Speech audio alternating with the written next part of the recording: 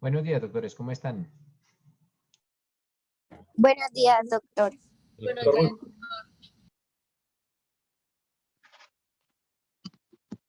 Ay, sí, buenos días, doctor.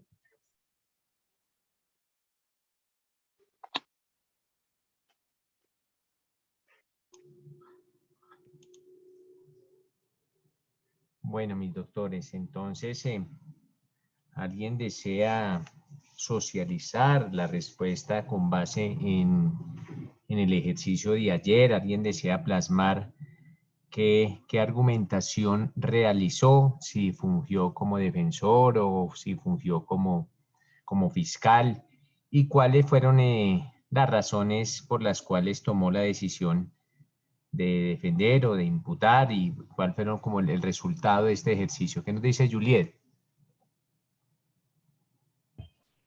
Profesor, buenos días. Buenos días. Bueno, profesor, yo asumí el rol de fiscal y la argumentación que plasmé en el documento que le envié fue que por estar en cumplimiento de sus actividades como conductor de un vehículo de transporte público, donde se probó y determinó que el señor Fermín Mesa estaba en posición de garante de Efraín Alonso desde el momento en que éste abordó al vehículo de transporte público. El señor Fermín Mesa fue negligente al momento de cumplir sus actividades, al prever que pudo ocurrir un accidente al conducir el vehículo con la puerta abierta. Omite factores que disminuyen el riesgo y realiza conductas que lo aumentan, por lo que incumplió con el deber objetivo de cuidado y no tomó ninguna medida para prevenir el trágico resultado, que fue la caída del señor Efraín Alonso, lo cual más adelante lo llevó a la muerte. Y como fiscal le solicito al juez se le imputen cargos al señor Fermín Mesa como autor de homicidio culposo por negligencia, de acuerdo al artículo 109 del Código Penal. Listo. Dice Marcela.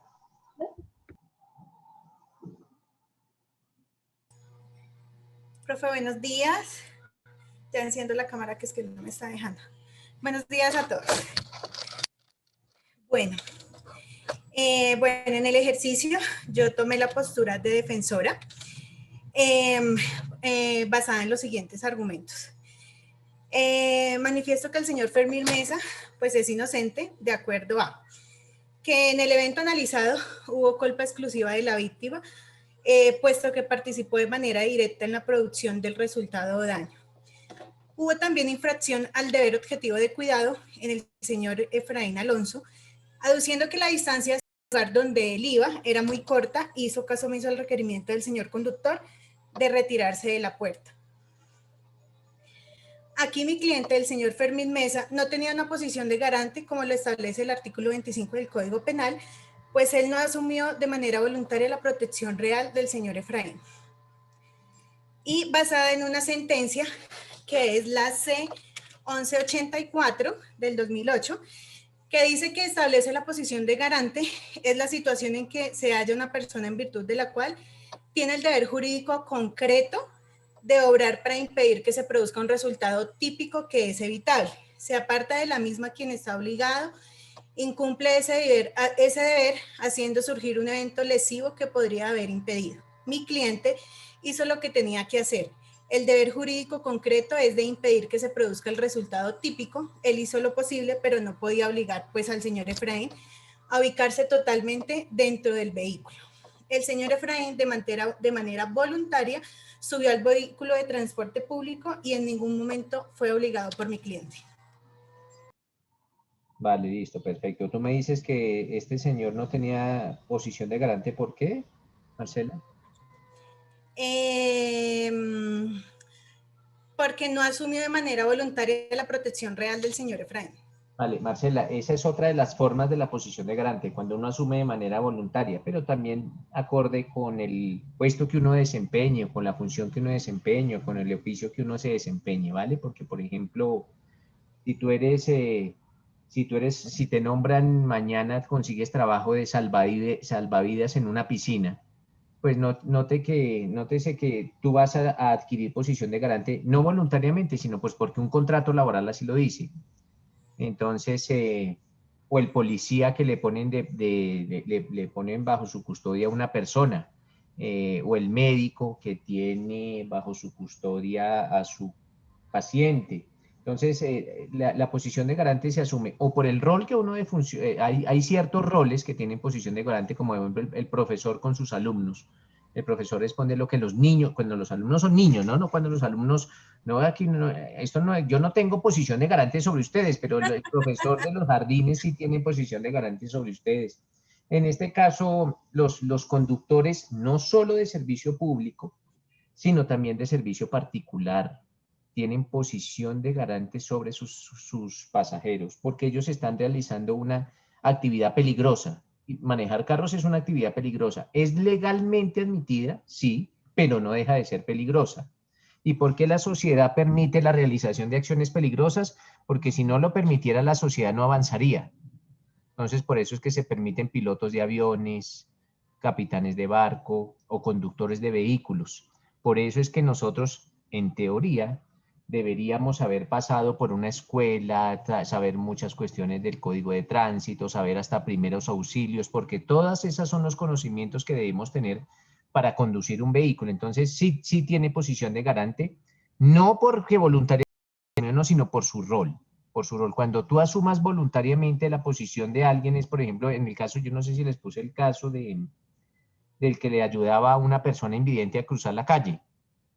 Sí, pues yo me acordé de eso, pero realmente dudé, profe. Que se llama Yo la me acordé de injerencia. ese ejemplo. Entonces tú le dices, mire, lo voy a ayudar. Ahí asumiste, pues, porque tú no tenías antes ninguna obligación, porque pues ni eres la mamá, ni eres un familiar cercano, pero si lo asumes voluntariamente, en ese caso sí. Pero en este caso, cuando tú estés piloteando tu automóvil, tienes posición de garante sobre los ocupantes, sobre los ocupantes. Y mire, nótese lo siguiente, y eso es un buen tema. Si tú conduces el vehículo sola, no hay piloto, no hay copiloto, no hay pasajeros, no, tú vas sola en tu vehículo y no te pones el cinturón de seguridad, si te para un agente de tránsito o una autoridad de tránsito, te podría poner un comparendo. La pregunta es, ¿por qué? La pregunta es, ¿por qué me van a colocar un comparendo? Entonces dice, porque usted se está exponiendo a que si sufre un accidente, pues no se salve. No se salve, ¿por qué? Porque no tiene puesto el cinturón de seguridad. Y uno dice, bueno, ¿y yo no tengo derecho a correr riesgos?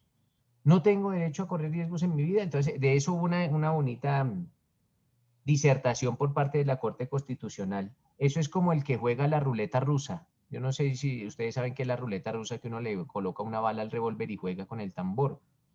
Y llegara alguien y le impusiera alguna sanción o alguna multa por jugar a la ruleta rusa. Pues por eso no hay ninguna sanción. Es lo mismo que no portar que no colocarse el cinturón de seguridad. Pero bien, era solo para hacerte esa claridad. Lo otro ya salió adicional. Bueno, profe, digamos que mi intención como defensora era desvirtuar la posición de garante. Yo creo que probablemente en mi intento no supe quizás edificarlo bien. No, pero bien, estuvo bien el ejercicio. Ulises. Bueno, yo trabajé con Dana Lorena López. Ella en este momento no tiene cámara porque está en cita médica, pero voy a tomar la vocería. Nosotros hicimos este análisis y dice, homicidio culposo en conducción de vehículos. Pero ¿cómo que fungieron? Primero, ¿cómo que fungieron? Yo hice la labor de fiscal y ella hizo la labor de abogada defensora. Listo. Entonces, arranco yo. Homicidio culposo. Conducción de vehículos es una actividad peligrosa. Deber objetivo de cuidado. Cuando la actividad peligrosa de la conducción de vehículos automotores se desarrolla en cumplimiento de las normas que la regulan, se puede decir que el agente se ha comportado dentro del riesgo permitido. Mejor dicho, la conducción adecuada de vehículos automotores con observancia de las disposiciones legales y reglamentarias que existen sobre la materia hace que la persona desarrolle su labor dentro del riesgo permitido o tolerado y que todos los resultados lesivos o bienes jurídicos que en tales eventos se presenten no les sean imputables. Por el contrario, si una persona incrementa el riesgo tolerado para desarrollar dicha actividad y se produce un resultado lesivo para los bienes jurídicos, debiéndolo prever por ser previsible, o cuando, habiéndolo previsto, confió en poder evitarlo, le es achacable la responsabilidad penal. Esto significa que el legislador sanciona el resultado lesivo de los bienes jurídicos cuando, siendo previsibles, violan el deber objetivo de cuidado determinante del resultado. Esto lo extracté de sentencia de la Corte Constitucional en referencia al homicidio culposo en actividad riesgosa de conducción. Ya tenemos los hechos. Por parte mía, yo digo, el representante del ente acusador, Ulises Albañil Cortés, en uso de la palabra, solicita sentencia de contenido condenatorio al imputado por el delito de homicidio culposo cometido en actividades peligrosas, con el fin de prevalecer la justicia y restablecer el orden social, donde luego de un breve resumen de los hechos y basado en las pruebas, debido a que claramente existen criterios de tipicidad, antijuridicidad y culpabilidad de la conducta realizada. De acuerdo a la Ley 769 de 2002 en su artículo 81, que reza: los artículos deberán transitar siempre con todas sus puertas debidamente cerradas. Se presenta una violación clara del principio del deber de cuidado, pues contribuye al aumento exponencial del riesgo en una actividad que de por sí ya es una actividad riesgosa, contraviniendo lo expreso en la norma de tránsito. La situación de riesgo era claramente previsible por el imputado, ya que al notar que el occiso se encontraba en estado de embriaguez y al advertirle que no podía quedarse en los escalones cercanos a la puerta, impidiendo el paso de los pasajeros, era su deber prever cualquier situación y adoptar medidas para que esta situación, que desencadenó su falta de accionar en la puerta, no sucedieran.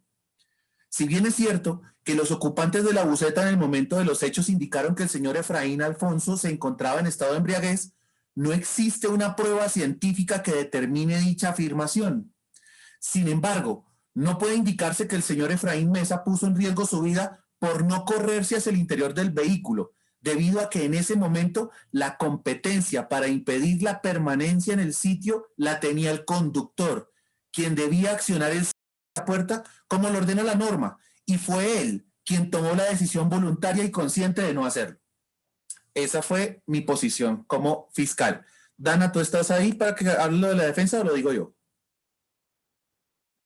5, 4, 3. Bueno, voy a colocar la posición de Dana Lorena.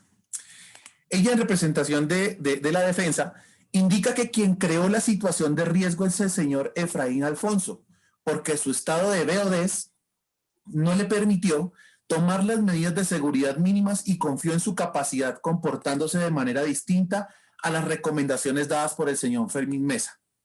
Si bien es cierto que las puertas se encontraban abiertas, no se puede definir como conducta definitiva y generadora de la muerte del señor Alfonso, porque es consecuencia directa de su impericia, dado su grado de alicoramiento. Cabe anotar que el vehículo no iba excediendo la velocidad permitida, ya que la vía era difícil de transitar por la cantidad de piedras en el camino. En cuanto al deber objetivo de cuidado por parte del imputado, se puede determinar que actuó prudentemente al realizar la indicación al occiso sobre ubicarse en el interior del vehículo. Su deber objetivo de cuidado se vio reflejado en la acción pertinente y confió en la voluntad del pasajero. Por este motivo, no se consideró que se haya faltado a dicho deber.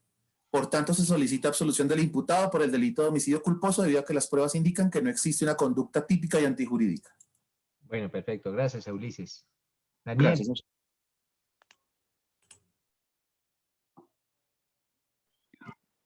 Hola, doctor. Buenos días. Bueno, yo asumí el rol de fiscalía. Bueno, principalmente, me metí mucho en el papel de fiscal y pues lo que yo realicé en mi escrito es lo siguiente. Pues yo, Gisette Daniela, mayor de edad, con cédula tal y tarjeta profesional tal, en mi calidad de fiscal me dirijo formalmente al señor juez, se promulgue condena en contra del señor Fermín Mesa, ya que es responsable penalmente del delito de homicidio culposo, para con el señor Efraín Alfonso, y para lo cual me baso en los siguientes hechos y jurisprudencia concordante. En primer lugar, en primera instancia y tras los hechos ocurridos, se puede apreciar en la imprudencia del conductor, según la Ley 599 del 2000, al tener negligencia por no prever las consecuencias que podría causar el hecho de llevar a una persona ebria en la puerta de su vehículo, y en donde se asumía que su estado fisiológico fue inducido por el consumo de licor, y el cual impedía el pleno uso de conciencia y fina motricidad por parte del señor Efraín Alfonso, el occiso, lo cual se le puede considerar, debe añadir, como uno de los principios de la culpabilidad. Segundo, de igual manera se evidencia que la falta del deber objetivo de cuidado, ya que el conductor debió razonar acerca de lo que conllevaba llevar a una persona bajo los efectos del alcohol en su vehículo de transporte público y debió tener la prudencia necesaria para actuar frente al hecho y en este caso bajar en alguna de las estaciones o paraderos al señor Efraín Alfonso a hacerlo tomar asiento con o sin ayuda de alguna persona o pasajero a bordo, o incluso pudo haber podido cerrar la puerta. Tercero, como es de conocimiento para todos nosotros los juristas, el señor Fermín Mesa desarrollaba una actividad peligrosa como es la de conducir, lo que conlleva colocar a las personas de una comunidad ante un inminente peligro de recibir una lesión, según la T-609 del 2014. Además de que él mismo estaba creando el riesgo. El señor Fermín Mesa tenía la obligación de tomar todas las precauciones necesarias para evitar cualquier clase de accidente previsto hacia el señor Efraín Alfonso, carente de su uso de sus 5 sentidos. Cuarto, no obstante, se añade que si el señor Fermín Mesa hallaba poco receptiva la comunicación con el señor Efraín Alfonso, incomoda a los pasajeros, y él mismo incomodaba a los pasajeros y el acceso al medio de transporte, él debió detenerse y llamar a la policía para que proceda u obligue al señor Efraín Alfonso a abandonar el vehículo. Esto se encuentra en el artículo 92 del comportamiento de los pasajeros en el Código de Tránsito colombiano, y no ser infractor del mismo. En quinto lugar, el señor Fermín Mesa poseía la pericia suficiente para saber que al momento de tomar una curva se produce una inclinación hacia el lado de la curva y por ende genera desequilibrio para las personas que se encuentran dentro del vehículo, o sea, sus pasajeros. Por tanto, se podía inferir lo que provocaría tomar una curva con una persona que se encontraba parada en la puerta y en estado de ebriedad y estado fisiológico carente de fina motricidad y fuerza para sostenerse. Sexto lugar, los conductores de vehículos de transporte público deberán garantizar la seguridad de sus pasajeros y cuidado de los mismos. Entre las obligaciones del conductor estaba cerrar las puertas del vehículo con el fin de evitar accidentes. Esto se encuentra en el decreto 1079 del 2015. Y pues añadí jurisprudencia concordante, caso. Listo, Daniela, gracias. Mauricio.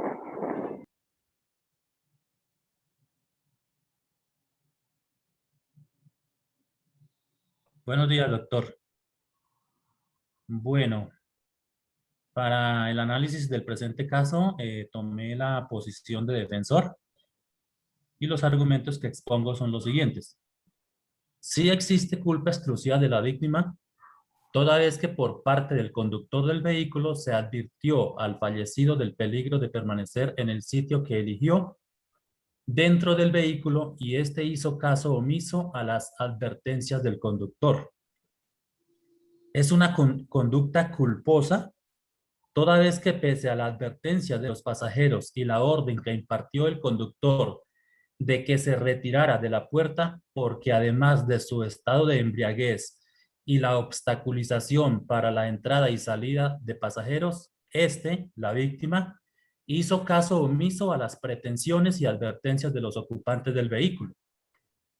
La culpa exclusiva de la víctima es un factor eximente de responsabilidad civil y se extiende como la conducta imprudente como la conducta imprudente y negligente del sujeto damnificado, que por sí sola resultó suficiente para causar un daño. El agente determinador violó parte de los preceptos contemplados en el artículo 25 del Código Penal, permitir el riesgo a que se veía expuesto en la puerta del vehículo y más aún en el estado en que se encontraba. Dada la imprevisibilidad del hecho de la víctima, le resultó imposible evitar la causación del daño. En ese caso se exime al demandado de responsabilidad.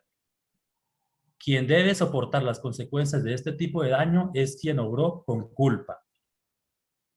No es compatible para este caso de mención aplicársele al conductor del vehículo la teoría del riesgo en la línea jurisprudencial emanada por la Corte, puesto que el conducir un vehículo es una actividad peligrosa. Este advirtió a la víctima del riesgo que corría y ésta, de manera terca y en situación de embriaguez, hizo caso omiso. La ausencia de valoración del riesgo por parte de las víctimas puede constituir una conducta negligente relevante. Debe contribuir decisivamente al resultado final. Y los fundamentos jurídicos y jurisprudenciales son: estos son preceptos del Consejo de Estado en sentencia 54-121 de noviembre 27 de 2017, en sesión tercera, en los cuales se configura la culpa de la víctima. El artículo 70 de la Ley 270 de 1996 aseguró que la lesión se entiende por culpa exclusiva de la víctima cuando ésta haya actuado con culpa grave o dolo.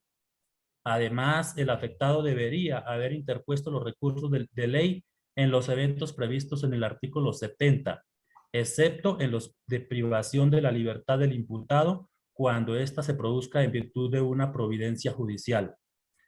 Y el artículo 25 del Código Penal sobre acción y omisión. Y la sentencia S-7534 de 2015, exoneración de responsabilidad del demandado al determinarse que la víctima actuó de manera imprudente, motivando la causa del accidente. Mauricio, la culpa exclusiva de la víctima, tal como usted nos lo indicó, es una causa eximiente de responsabilidad civil. Pero nótese, hombre Mauricio, que aquí estamos es ante un proceso penal. Entonces, el problema que enfrentamos es si la causa exclusiva de la víctima también se traslada hacia lo penal. Porque pues usted nos citó algunas sentencias del Consejo de Estado, y pues las sentencias del Consejo de Estado no tienen aplicabilidad en materia penal, porque pues allá el Consejo de Estado es en su especialidad, en sus procesos contencioso-administrativos. En lo que atañe a nosotros, los penalistas, pues no seguimos la línea jurisprudencial del Consejo de Estado, por cuanto eso es administrativo, no tiene nada que ver con el penal. ¿Listo, Mauricio? Ok, doctor, listo. Vale, perfecto. Entendido. Vale, Dana Michelle. Bueno, doctor, con mi compañera Sofía Sánchez, en mi persona, pusimos la siguiente justificación. Dice, en posiciones de fiscales le imputamos al conductor Fermín Mesa el delito de homicidio culposo del artículo 109 del Código Penal que señala. Artículo 109, homicidio culposo, penas aumentadas por el artículo 14 de la Ley 890 del 2004 a partir del 1 de enero del 2005. El texto con las penas aumentadas es el siguiente.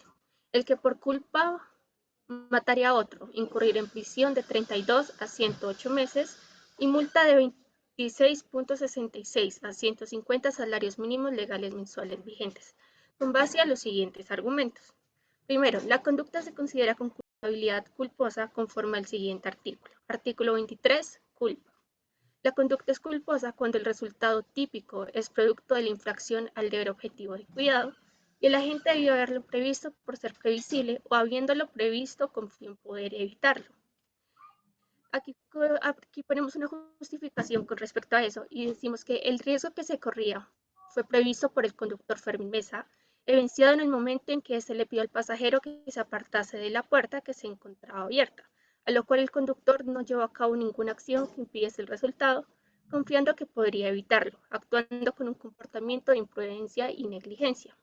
Segundo argumento, el conductor estaba en posición de garante desde el momento en que aceptó llevar a Efraín Alonso en el vehículo de transporte público, conforme al artículo 25, numeral primero del Código Penal y el artículo 55 de la Ley 769 del 2002. El artículo 25 dice acción y omisión. La conducta punible puede ser realizada por acción o por omisión. Quien tuviera el deber jurídico de impedir un resultado perteneciente a una descripción típica y no la llevaría a cabo. estando en posibilidad de hacerlo, quedará sujeto a la pena contemplada en la respectiva norma penal.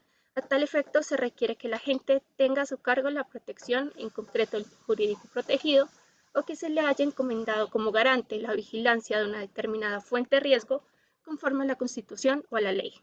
Son constitutivas de posiciones de garantía de las siguientes situaciones que nos basamos fue el numeral 1, que dice cuando se asuma voluntariamente la protección real de una persona o de una fuente de riesgo dentro del propio ámbito de dominio.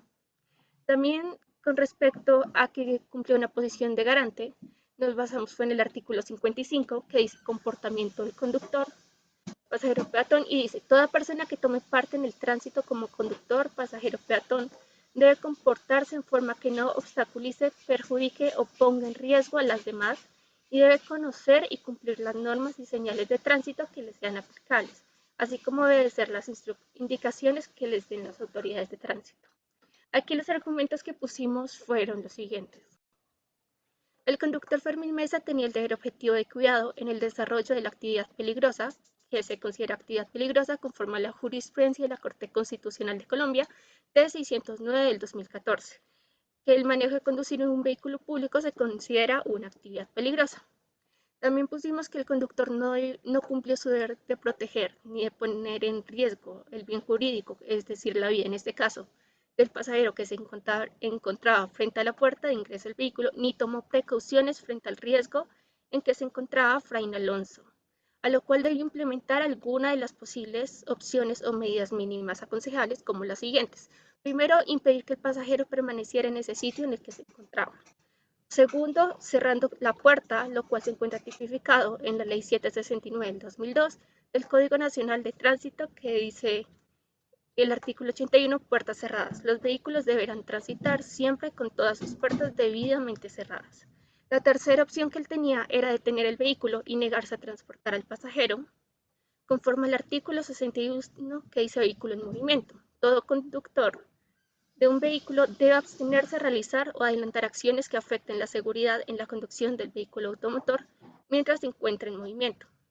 Adicionalmente, el sujeto Fermín Mesa debía cumplir su posición de garante frente a Efraín, que se encontraba en estado de embriaguez, quedando en un estado de indefensión, lo cual afectaba su voluntad para medir el riesgo de un posible accidente de tránsito que llevase incluso a la muerte. Y esos fueron los argumentos que pusimos, doctor. Vale, Dana, perfecto. Emerson.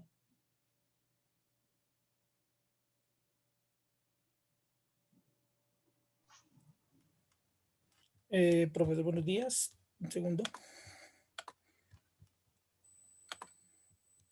Bueno, mi postura es como fiscal del caso, imputando el delito de homicidio culposo al señor Fermín Mesa.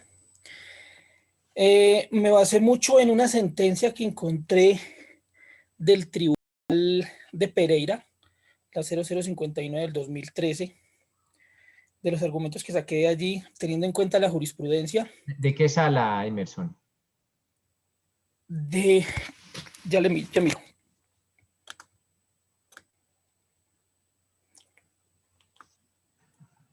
Penal. Perfecto. Argumentar la falta del deber objetivo de cuidado que tuvo el señor Fermín como conductor del vehículo de servicio público así.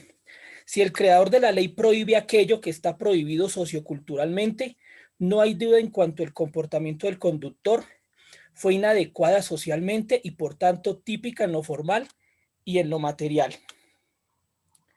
Faltó al deber objetivo de cuidado por cuanto él conocía la prohibición legal de conducir el vehículo con las puertas abiertas. En el interrogatorio aceptó conocer tal prohibición, decía pues para el caso que tenían en ese entonces, y aún así tomó las decisiones de poner en marcha el vehículo con las consecuencias ya conocidas. Sin discusión alguna, el fin de protección de la norma es precisamente salvaguardar la vida de las personas que se encuentran en el interior de un vehículo de servicio público en movimiento, pues de lo contrario todo pasajero correría el riesgo de salir expulsado del automotor, como en el efecto aquí sucedió. Y así, en cuanto quien obra de manera antirreglamentaria y se expone al riesgo por demás en forma consciente, asume el resultado. Igualmente, manifiesta la sentencia que no hay responsabilidad. Aquí no se está ante una responsabilidad objetiva o por la mera causalidad, sino que el sujeto agente poseedor de una posición de garante frente a sus pasajeros es una en una actividad peligrosa estaba en el deber de asumir las previsiones de rigor, ya que al no hacerlo se constituía en el generador de un incremento indebido de ese riesgo. Igualmente, cabe anotar que la aplicación de la teoría del riesgo en estos casos tiene el efecto de advertir a los conductores que en la medida en que ellos estén creando una situación de peligro, deben responder por cualquier daño que causen, que no tienen derecho a atropellar a un peatón simplemente porque éste atraviesa cuando el semáforo no se le permite o porque lo hacen en forma descuidada o en estado de embriaguez, que la simple prueba de la ausencia de culpa o de haber obrado diligentemente no va a exonerarlos de responsabilidad.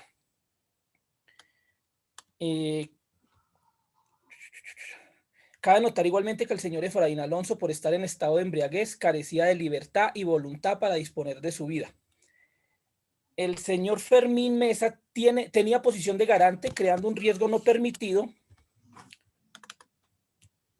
y apoyándome en la sentencia 36842 de la Corte Suprema de Justicia, donde indican que, de otra parte, contrario a lo afirmado por el libelista, el señor ostentaba posición de garante frente a los ocupantes del vehículo por cuanto, en los términos del artículo 25 del Código Penal, creó precedentemente una situación antijurídica de riesgo próximo para el bien jurídico correspondiente al ejecutar una actividad riesgosa con incremento ostensible de peligro al conducir en estado de ebriedad. Este es el caso pues, de la sentencia 36842. Desconociendo los reglamentos de tránsito, es la que le aplicaría yo al caso actual, y las normas mínimas de convivencia social. La responsabilidad exclusiva que se expuso en el numeral 4, Efraín Alonso, dado su estado de embriaguez, no tenía la posibilidad de decidir si asumía o no riesgos, ni suficiencia para determinar si su conducta lo ponía en riesgo. Por ello, el señor Fermín se encontraba en posición de garante frente al señor. Lo anterior, teniendo en cuenta lo manifestado en la sentencia de la Corte Suprema de Justicia de Casación 36842, donde manifiesta que la Sala reiteradamente ha señalado los presupuestos para pregonar la configuración de una acción a propio riesgo. Así, 1. En el caso concreto, tenga el poder de decidir si asume el riesgo y el resultado. 2. Que sea autorresponsable, es decir, que conozca o tenga posibilidad de conocer el peligro que afronta con su actuar. Con otras palabras, que la acompañe capacidad para discernir sobre el alcance del riesgo. Y 3, que el actor no tenga posición de garante respecto de ello. Y las dos primeras, por estar en estado de embriaguez, no se cumplía. Ahí termino, profe. Listo, perfecto. Pues básicamente, mi doctor, eso es lo que yo buscaba, que realizaran algún estudio. Y nótese, mis doctores, que de esta forma, con los casos, pues aplicamos todos los conocimientos que hemos adquirido ya a la vida práctica. Esta es una forma también de una metodología de aprendizaje, el casuístico, aprender bajo la modalidad de casos, y considero que es la mejor. ¿Por qué? Porque ustedes en su ejercicio profesional pues efectivamente van a tener casos. Pues básicamente todos pues le apuntan a indicar que hubo una falta al deber objetivo de cuidado por no seguir los reglamentos y están en lo cierto, indistintamente que el conductor del vehículo le haya dicho al pasajero que no se en la puerta y que el pasajero se hallaba en estado de ebriedad. Pues nótese que llevaba las puertas abiertas y el llevarle las puertas abiertas fue precisamente lo que ocurrió, que él saliera expulsado del vehículo. O sea, él sale expulsado del vehículo no por borracho, él sale expulsado del vehículo, según el ejemplo, es porque toma la curva y el tipo se sale porque llevaba la puerta abierta. Y llevar la puerta abierta es no seguir los reglamentos del Código Nacional de Tránsito, aunque se pudo haber también alegado por parte de la defensa un caso fortuito, qué sé yo. Pero básicamente así lo resolvió la Corte. Mis doctores, hoy termina este módulo. Espero que haya sido de su agrado. Espero que les haya servido. Espero que hayan pues adquirido algunos conocimientos y despejadas algunas dudas también. Les ofrezco excusas si de pronto faltó o si de pronto hubo algo que no les gustó. Con relación a la nota definitiva, yo no soy muy, yo no soy muy apegado a andar colocando notas con base en sus apreciaciones. A mí no lo que me interesa básicamente es que aprendan. Menos, es básicamente que aprendan, que razonen jurídicamente, lógicamente y con base en la Constitución, en la ley. Las notas para todo el curso es la misma, será un 4-5 en definitiva. Les agradezco por su paciencia y nuevamente si algo no les gustó, pues que me excusen. No más, doctores, esperar que nos volvamos a encontrar o si tienen alguna acotación, pues estaré presto a escucharlas. Daniel. Profesor, estoy interesado en delitos, perdón, en delitos del servidor público que hayan incurrido en el artículo 414 y 413 del Código Penal.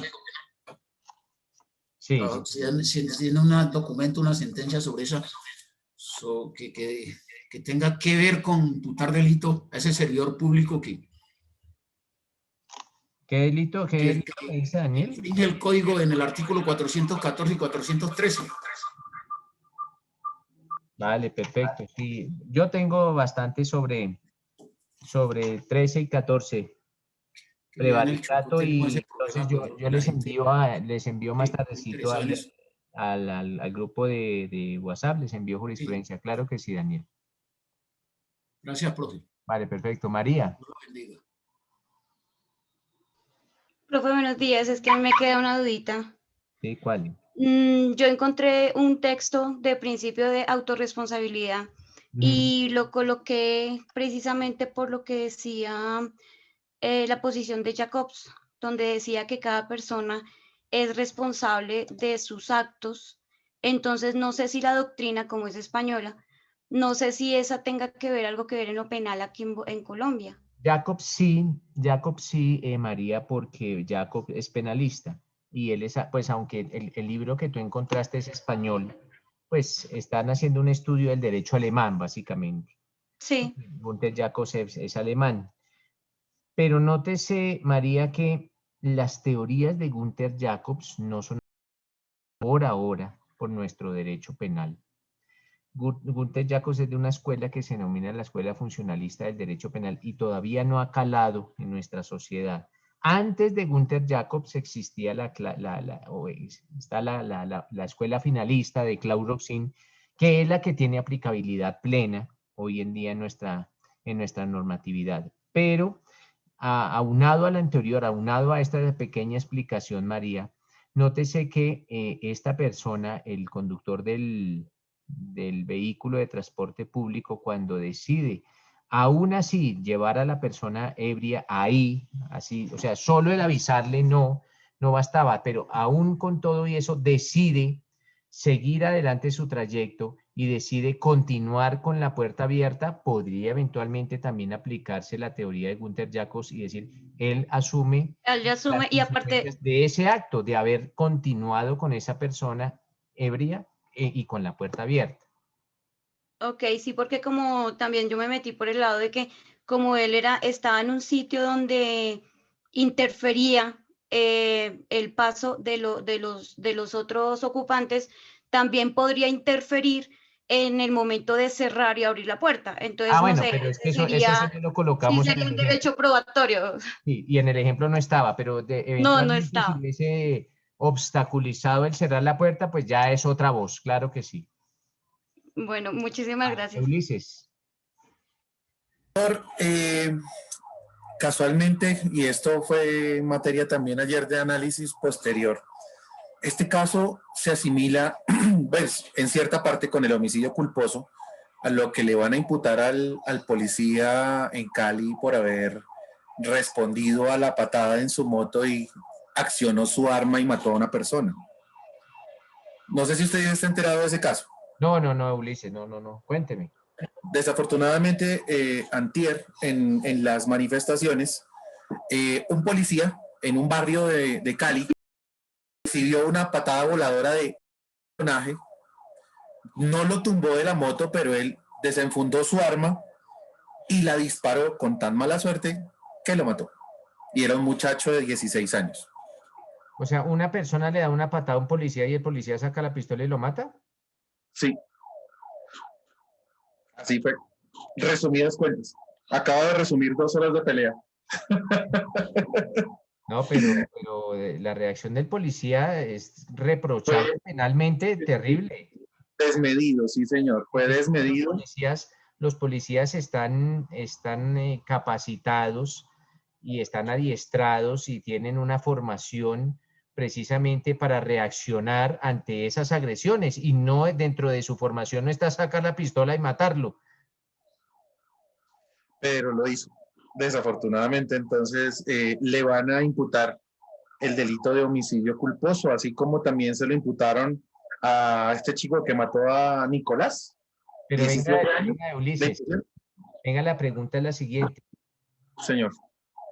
¿A ese policía por qué culposo? Es una buena pregunta, pero es que ayer vi varios. Doloso, porque él sacó la pistola con el ánimo de matarlo. Fue doloso, tienes toda la razón. Es que a ambos, tanto al que mató a Nicolás, al chico de acá de Bogotá, como a este chico le van a imputar. ¿Cuál es el de Bogotá? Es que usted tiene que actualizarme en noticias, hombre, Ulises, porque ¿cuál es el de Bogotá? El de Bogotá fue hace 2 años, un chico también que recibió una descarga de una arma del SMAT. No, pero ese no fue Kevin, un muchacho que estaba haciendo las protestas. No sé, ayer leí uno que decía Nicolás y al policía le colocaron una pena de 17 años. Un segundito, policía. Vamos a mirar acá. Es que hay dos. Uno caso que es un muchacho menor de edad que muere como consecuencia de un impacto, pero con una bala de gas, que es el de la 19/4. Sí, ese es el del 2000, es el del 2000, un chico de 16 años. Es que acá tengo doble pantalla, entonces... Dylan Cruz, profe. Sí, por un proyectil de gas disparado. Espéreme, Ulises. El policía que activa la pistola, porque eso es como una pistola que lanza la bala antimotines o la cuestión del gas lacrimógeno, ¿quería matar a Dylan? No, le imputaron el delito de modalidad de dolo eventual. Dolo eventual, bueno, aunque ahí lo van a procesar los militares, ¿no? Ahí lo va a procesar el penal militar. Pero ayer ya le impusieron la pena de 17 años. ¿Sí? Bueno, 17 años. Ahí tocaría mirar es cómo apuntó él. ¿Cómo apuntó él? De pronto apuntó de una forma en que no debía apuntar. Esta sentencia es muy buena para analizar porque tiene varios conceptos que son muy similares, llegan al límite entre la diferencia del uno y del otro. Sí, claro. De dolo eventual, hay que leerlo. Pero bueno, eso es lo que quería preguntar. Vale, perfecto. Listo, mis doctores, entonces ya saben su nota. Espero que les haya servido este módulo. Cualquier cosa, ahí está mi teléfono. Lo que necesiten, pues cuenten con una persona que les puede brindar alguna colaboración, por lo menos en lo que atañe a la materia penal. Y me gustó mucho tenerlos como alumnos, me gustó mucho conocerlos. Y les deseo un feliz resto de día, una feliz cuarentena, un feliz... feliz fin de semana y muy bien, y ojalá nos veamos en un próximo módulo. Uy, sí, profe, chévere. Profe, lo vamos a extrañar. Gracias, profe. Excelente. Su clase se me iba en 5 minutos. Doctor, muchísimas gracias. Esperamos volver a tener el placer de tener sus cátedras. Vale. Muchas gracias. Muchas gracias, doctor. Excelente enseñanzas.